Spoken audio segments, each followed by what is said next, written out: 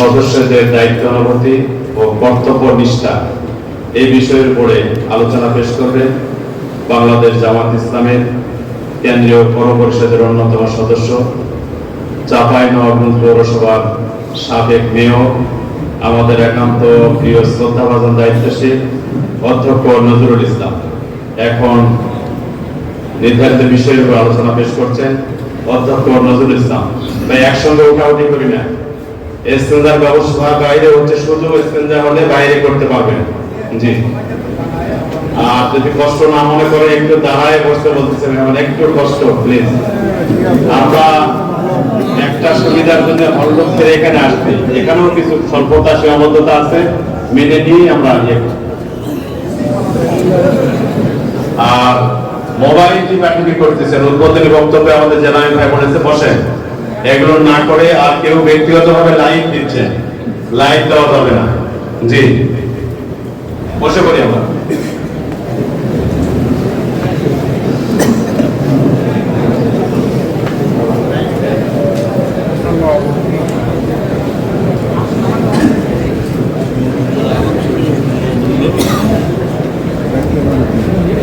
আসসালামু আলাইকুম ওয়া রাহমাতুল্লাহ। আলহামদুলিল্লাহি রাব্বিল আলামিন, ওয়াসসালাতু ওয়াসসালামু আলা রাসূলিল কারীম ওয়া আলা আলিহি ওয়া সাহবিহি আজমাইন। বাংলাদেশ জামাত ইসলামী জয়পুরহাট জেলা শাখা রকম ভাই বোনদের শিক্ষা শিবিরের সম্মানিত সভাপতি মোহতারাম জেলা আমির জনাব ডাক্তার ফজলুর রহমান, সঞ্চালক আমাদের সম্মানিত জেলা সেক্রেটারি জনাব কবির ভাই, এখানে মেহমান উপস্থিত রয়েছেন আমাদের এই জেলার এক সময় দীর্ঘদিনের সাথী আমাদের বগুড়া জেলার সম্মানিত তিন সদস্য। আমরা ছাত্র জীবনে এক সময় ছিলাম রাজশাহী বিশ্ববিদ্যালয়ে। ভাই, সম্মানিত রকম ভাই, সবাই ভালো আছেন আপনারা? আলহামদুলিল্লাহ। কিন্তু একটু ঠান্ডা লেগে আছে, মানে বুক চেপে ধরে আছে, কথা ঠিক এইভাবে বলতে মানে কমফোর্ট ফিল করছে না। আল্লাহ শুকরিয়া, এখানে আসার সুযোগ পেলাম, আপনাদের সাথে সাক্ষাৎ এবং কিছু কথা বলার শোনার সুযোগ আল্লাহ করে দিয়েছেন। আলহামদুলিল্লাহ। দৌলত এবং তাসলিমাত বিশ্বনবী মুহাম্মদ রাসূলুল্লাহ সাল্লাল্লাহু আলাইহি ওয়াসাল্লাম। আমার মনে হয় দীর্ঘ 15-16 বছর পরে এইভাবে একসাথে এরকম সম্মেলন হচ্ছে। শিক্ষা শিবির তো ওরকম সম্মেলনগুলো প্রশিক্ষণ প্রোগ্রামেই হয় সাধারণত। আমরা দীর্ঘ সময় এইভাবে প্রোগ্রাম করার সুযোগ পাইনি। আল্লাহ একটা পরিবেশ করে দিয়েছেন। আল্লাহ দরবারে সিজদা মাথা অবনত করতে হয় যে তিনি আমাদেরকে একটা অনুকূল পরিবেশ দান করেছেন। জামাত ইসলামী সাংগঠনিক ভাবে যতটা না প্রস্তুত, মানুষের প্রত্যাশা এখন অনেক বেড়ে গেছে, তাকে বলেন আমরা নিজেরা তৈরি না, কিন্তু জন আকাঙ্ক্ষা বেড়ে গেছে।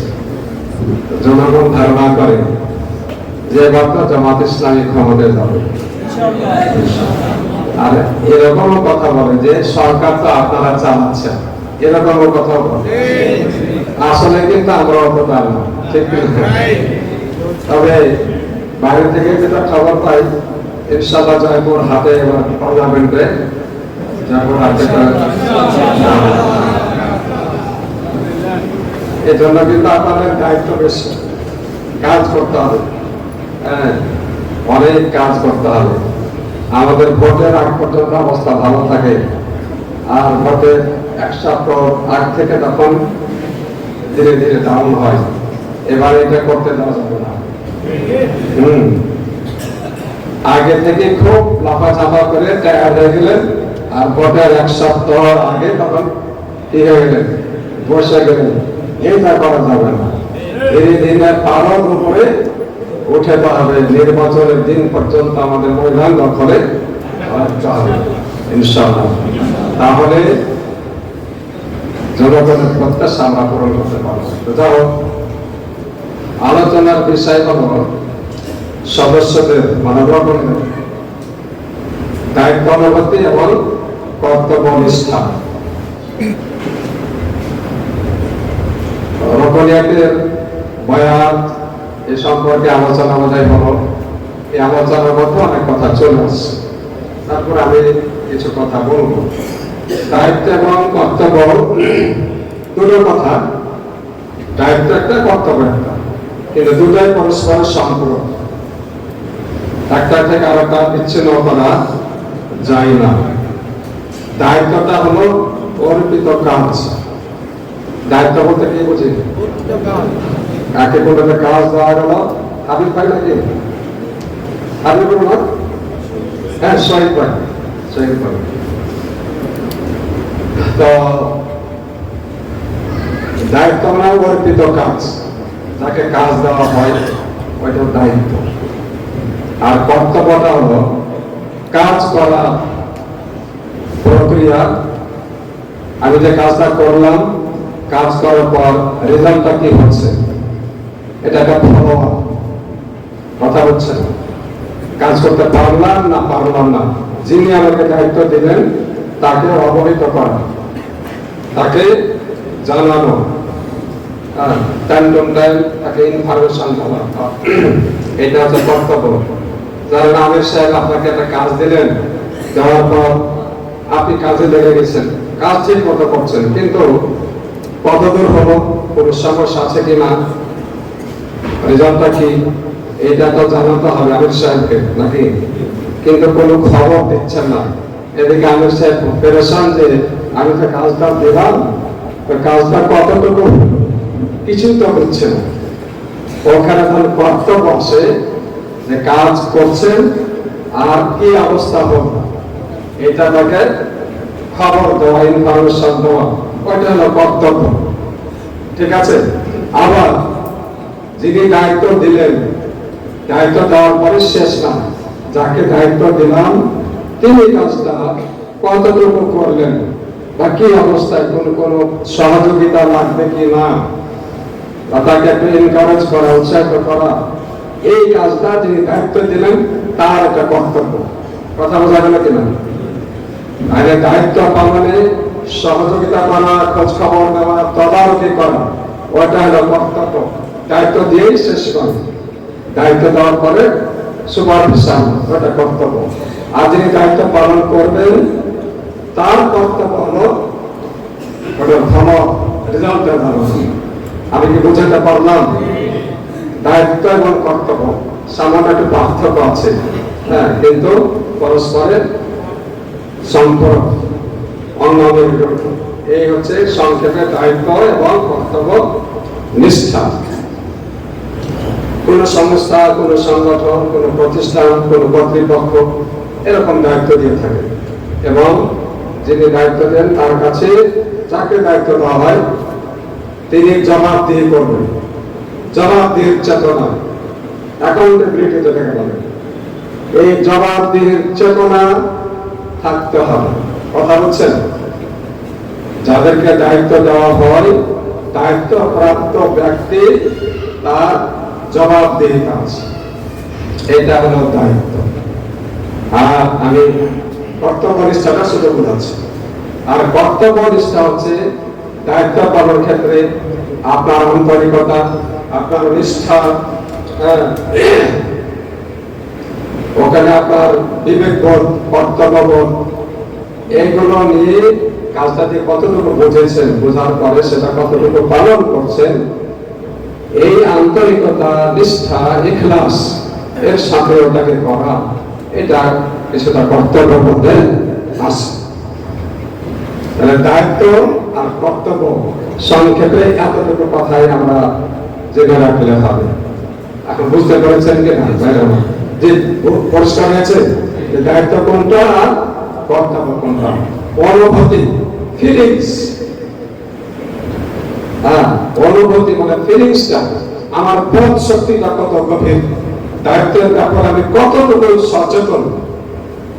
হ্যাঁ, এখানে অনুভূতিটা কাজ করে। যার অনুভূতি, বোধ শক্তি যত বেশি গভীর, যত বেশি তীক্ষ্ণ, তিনি তত আন্তরিকতার সাথে ওই দায়িত্বটা পালন করতে পারেন। আমরা রোপণ পেয়েছি, তাই না? আমরা রোপণে একটা ভয়াবহ শপথ নিয়েছি। এখন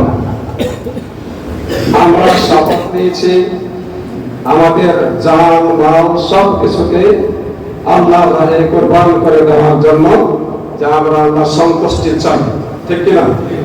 শপথ নিয়ে নিয়েছি, কিন্তু এখন সেই শপথ এর হক কতটুকু আমরা ওই চেতনা নিয়ে পালন করছি। সবার যদি চেতনা বোধ থাকতো, এই বিবেক বোধ থাকতো, তাহলে কোনো রকম কোনো ভাই বোন এই দায়িত্ব পালনের ক্ষেত্রে গড়িমসি করা, ঢিল টান করা, এটা তিনি করতে পারতেন না, ঠিক কিনা বলেন? এখন অবশ্য আলহামদুলিল্লাহ পরিবেশ অনুকূল হয়ে গেছে, এখন সবাইকে খুঁজে পাওয়া যায়। কিন্তু বিগত সময় এমন হয়েছে যে অনেক রকমকে খুঁজে পাওয়া যেত না। আপনাদের চাঁপাইহাটে এরকম ছিল না, কিন্তু চাঁপাইনবাবগঞ্জে কিছু কিছু রকমকে খুঁজে পাওয়া যেত না, ঠিক না? এরকম ছিল, তাই? তো যদি তিনি সত্যিকার অর্থে রোপণ হয়ে থাকেন, তাহলে কেন তিনি আত্মগোপন করে থাকবেন? কেন তিনি নিজেকে মানে গোপন করবেন? এটা চেতনার অভাব, দায়িত্ববোধের অভাব। তো ভাই সব, এই যে রোপণের বা সদস্যদের দায়িত্বানুভূতি এবং কর্তব্যবোধ, এই সম্পর্কে গঠনতন্ত্রে আলোচনা আছে। কয় নম্বর ধারায়? রোপণ হতে হয় যে কন্ডিশন আছে, এটা কয় নম্বর ধারা? 7 নম্বর ধারা। আর সদস্যদের দায়িত্ব কয় নম্বর ধারা? 9 নম্বর ধারা। গঠনতন্ত্রের 9 নম্বর ধারা। আমরা শুধু 7 নম্বরে পড়ি, 7 নম্বরে পড়ে থাকি, কিন্তু 9 নম্বরে যে রকমদের বা সদস্যদের দায়িত্বের কথাগুলো বলা আছে, এটা আমরা তো কম দেখি। কথা বলছেন তো? এখন থেকে আপনারা যারা এখানে আমাদের রকম ভাই বোনেরা আছেন, 9 নম্বর ধারাটা পড়বেন। আমরা রকম কন্ট্যাক্ট করার সময় বলি যে রকমের একটা শর্ত কয়টা নাকি, এটা তো জিজ্ঞেস করি কি কি শর্ত, কিন্তু দায়িত্ব কি, এটা খুব কমই জিজ্ঞেস করা হয়, এটা খুব কম জিজ্ঞেস করা হয়। কিন্তু এখন থেকে আপনারা নিজেরা করবেন। জানো, এই গঠনতন্ত্রের 9 নম্বর ধারা রকমদের দায়িত্ব আর শপথ নেওয়া, এই দুটো বিষয়কে সমন্বয় করে, দুটো বিষয়কে আমরা গভীরভাবে উপলব্ধি করি, তাহলে সেখানে রকমদের আমরা দায়িত্ব এবং কর্তব্যের কিছু কাজ ফাইনাল করতে পারি। আমি একে একে সেই কথাগুলোই এখন বলবো ইনশাআল্লাহ।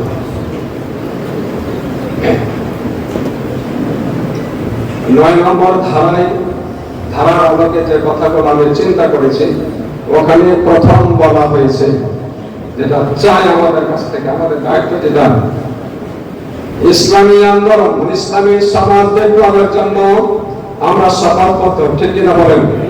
যে বাংলাদেশ আমরা একটা ইসলামী বিপ্লব সাধন করতে চাই। আর ইসলামী বিপ্লব তো স্লোগান দিয়ে হবে না, এটা শুধু মনে আকাঙ্ক্ষা করলে হবে না, এর জন্য প্রস্তুতি দরকার। আমাদের সেই প্রস্তুতি আছে কিনা সেটাকে আমাদের ভাবতে হবে।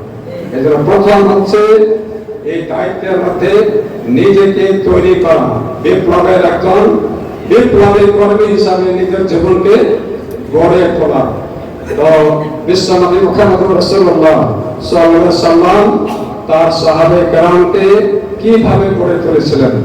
যে ব্যক্তিটি কিছুক্ষণ আগে কুফরের মধ্যে ছিল, যখনই তিনি কালেমা শাহাদাত পাঠ করলেন, সাথে সাথে তার জিন্দেগির আমলিয়াত একেবারে ইউটার্ন হয়ে গেল, 90 ডিগ্রি চেঞ্জ হয়ে গেছে।